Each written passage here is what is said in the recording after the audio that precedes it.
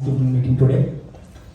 So యాక్చువల్గా testimony చెప్పాలంటే in fact ఇప్పటికే ఒకటి రెండు సార్లు చెప్పుకున్నాను. అప్పుడు ఫస్ట్ టైం జనరల్ వీళ్ళప్పుడు ఒకసారి, తర్వాత పాప పుట్టిన తర్వాత ఒకసారి ఇలా చెప్పుకున్నాం. మళ్ళీ నాకు కొంచెం నర్వస్ అనిపిస్తుంది. మళ్ళీ టెస్టిమోనీ అంటే అంతా రిపీట్ అయిపోతుందేమో, అందరూ మళ్ళీ ఎన్నిసార్లు చెప్పాలనుకుంటారు అనిపించింది. కాకపోతే మళ్ళీ నాకు నేను చెప్పుకున్నాను అంటే క్వార్టర్లీ ఎగ్జామ్స్ కొంత చదువుతాం, హాఫ్ ఇయర్లీ ఇంకొంత చదువుతాం, మళ్ళీ ఫైనల్ కోసం మొత్తం రిజల్ట్ చేయాలి కదా.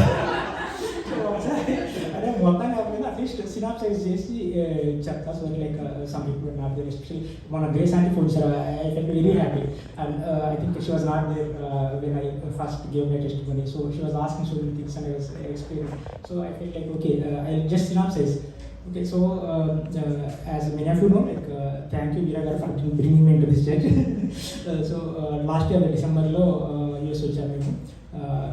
US రావడానికి ఒక 2 weeks ముందు తనకు ప్రెగ్నెన్సీ కన్ఫర్మ్ అయింది. అప్పుడు కొంత ఇబ్బంది అంటే డాక్టర్ దగ్గరికి వెళ్ళాము. డాక్టర్ దగ్గరికి వెళ్ళగానే డాక్టర్ గారు మామూలుగా జనరల్గా అడుగుతారు కదా క్వశ్చన్స్, అంటే ఏజ్ ఎంత అండి, ఏమన్నా ప్రీవియస్ హిస్టరీ మిస్క్యారేజ్ ఏమైనా ఉన్నాయా, ఇట్లా అడగడము, ఇట్లా కొన్ని సిరీస్ ఆఫ్ క్వశ్చన్స్ అడిగారు. మేము ఆన్సర్ చెప్పడము, ఆమె పీరియడ్ పేపర్ రాసడము, లైక్ పైకి తిరిగి చూడడం, మళ్ళీ మేము ఆన్సర్ చెప్పడము, మళ్ళీ అవునా అని చూడడం. లాస్ట్లో ఇవన్నీ అయిపోయాక ఇంకొక 2 weeksలో US ట్రావెల్ కూడా ఉందండి అన్నాము. ఎందుకు కింద పెట్టేసింది, పెట్టేసి కొంచెం భయపెట్టింది. లేదు అది ఇది చాలా భయపెట్టింది.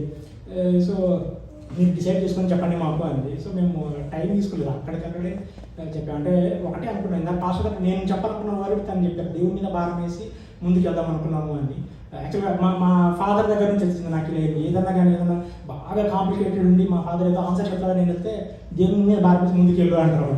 అంటే నువ్వు ఏం చేయవా, కాదు అట్లా కాదు, దేవుని మీద భారం చేయాలి ముందు అని. సో అప్పుడు అలా ఫన్నీగా అనిపిస్తుంది, కానీ తర్వాత నాకు కూడా అదే అలవాటు అయింది, దేవుని మీద భారం వేసి ముందుకు వెళ్ళాలి. సో అలాగే నేర్చుకున్నాము. సో అలా ముందుకు వచ్చాము. మా వైఫ్కు నేను ఇక్కడ వస్తున్నాము, కొంత తను కూడా భయపడతా ఉంది. బట్ స్టిల్ డాక్టర్ అంత స్కేర్ పర్వాలేదు, డాక్టర్ అంతా స్కేర్ చేసినా, డాక్టర్ అంతా భయపెట్టినా కూడా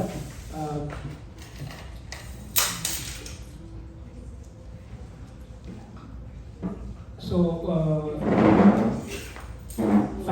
finally after 1 year, almost after 1 year, we are here with miracle baby in our hands. So that is the first year. Okay. So second thing ఏంటంటే ఇది కూడా ఇంతకుముందు ఒకసారి మెడిసిన్స్ ఇచ్చి పంపించారు. సో ఇక్కడికి వచ్చాము, నేను అంతా అయిపోయింది. తర్వాత అనాటమీ స్కాన్ అయిన తర్వాత అంతా బాగుంది, everything is perfectly fine. And doctor ఇక్కడ అనాటమీ వాళ్ళు చెప్పిన తర్వాత అప్పుడు మా వైఫ్ చెప్పింది, అప్పుడు నువ్వు అంత ఖర్చు పెట్టి మెడిసిన్స్ అంటే ఒకటి కూడా నేను వేసుకోలేదు అని చెప్పింది.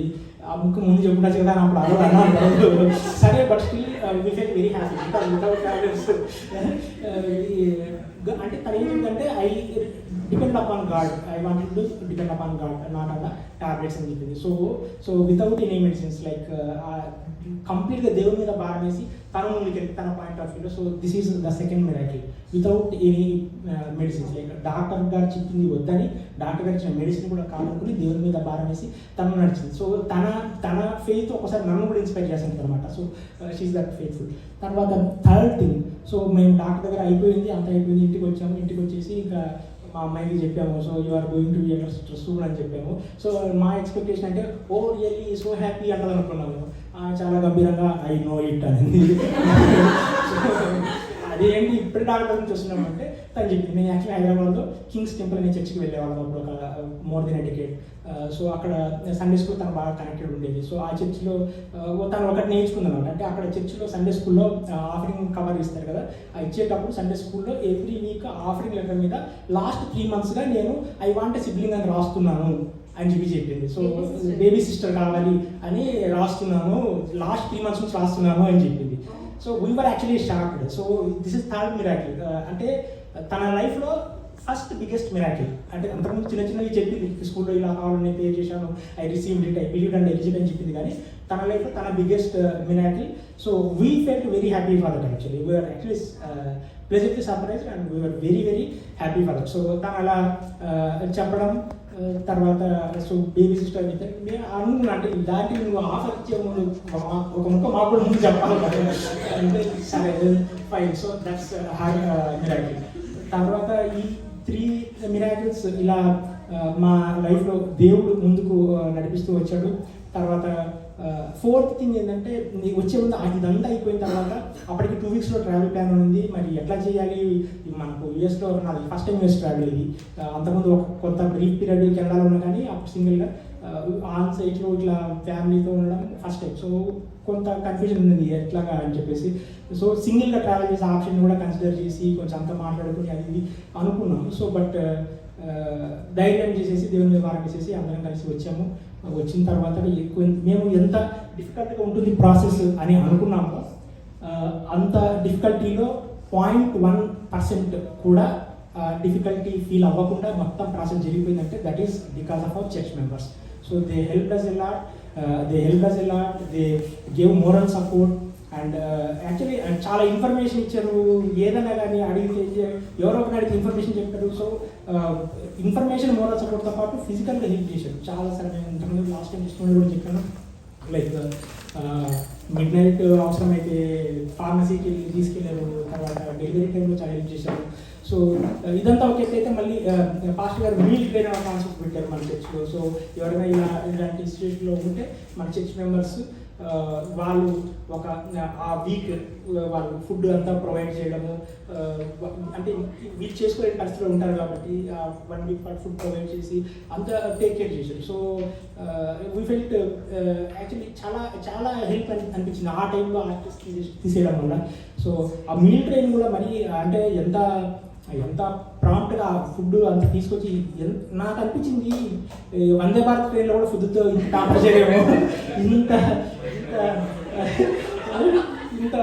ఫుడ్ ప్యాపర్ చేసి ఇంత on time Vande Bharat express అయినా కొంచెం ఆన్ టైం ఉండదేమో, బట్ అంత ప్రాంప్ట్గా తీసుకొచ్చారు, అంత ఫుడ్ తీసుకొచ్చారు ఆ టైంలో. అసలు అంటే ఫుడ్ అనే ఐటమ్ ఆ బ్రెయిన్ నుంచి 1% కూడా లేకుండా ముందుకు వెళ్ళిపోయామన్నమాట. So that is the fourth miracle without any difficulty because of the church. అది కూడా ఎవరో కొలీగ్స్ వాళ్ళో లేకపోతే ఇంకొక ద్వారానో కాకుండా అంటే వాళ్ళు కూడా హెల్ప్ చేశారు. యాక్చువల్గా one of colleagues because of him only I join in this community he also help. So వాళ్ళు కూడా హెల్ప్ చేశారు. బట్ ఈ క్రూషియల్ టైంలో చర్చ్ మెంబర్స్ నుంచి నాకు వచ్చిన help it is really tremendous help.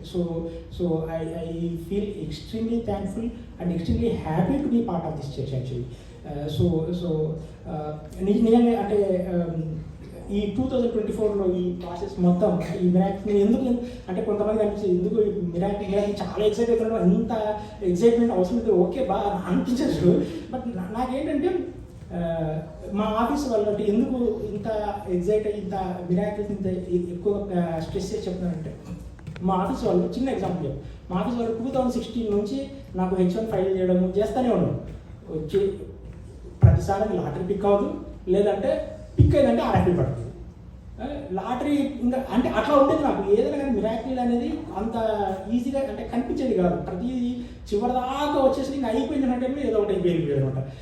మా ఫ్రెండ్ ఒక బలి జోకి ఇక్కడ ఆ రోజు అంటే నాకు లాటరీ పిక్ 2 times 3 times అవ్వట్లేదంటే బస్సు నేను ఇప్పుడు ఒక చిన్న బెట్టు పెట్టుకుందాం, 2 చీటీలు అయితే మీ డబ్బాలో ఒకటి నీ పేరు తర్వాత ఒక బ్లాంక్ చేద్దాం, నువ్వు ఎంతసేపు ఆలోచించి బ్లాంక్ చీట్ రాకపోతే ఛాలెంజ్ చేస్తా అన్నాడు. అంటే ఆయన అంత కాన్ఫిడెన్స్ ఉంది నా మీద.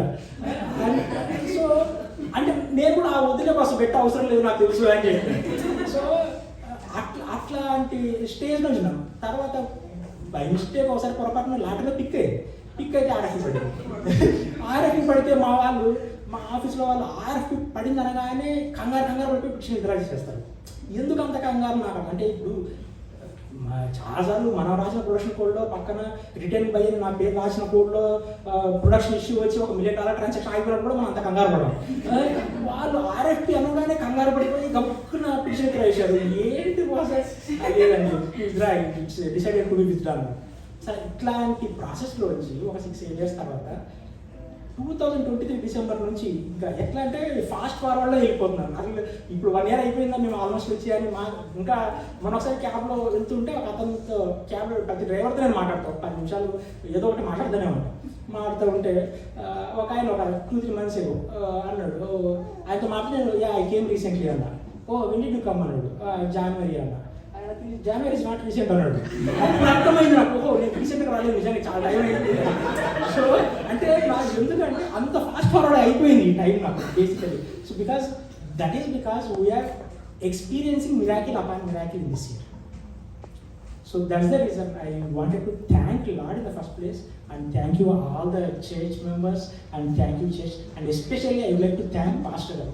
So even at that time, even though he was not in US, like he used to coordinate with church members to ensure everything goes fine. So thank you Pastor Garu for all your help. So thank you church members. నేను ఇప్పుడు మళ్ళీ పేరు చెప్పిన తర్వాత వచ్చి ఎందుకండి మళ్ళీ చెప్పిన పేర్లు అంటారని చెప్పి పేరు చెప్పట్లేదు. So thank you everyone for helping us. So thank you so much.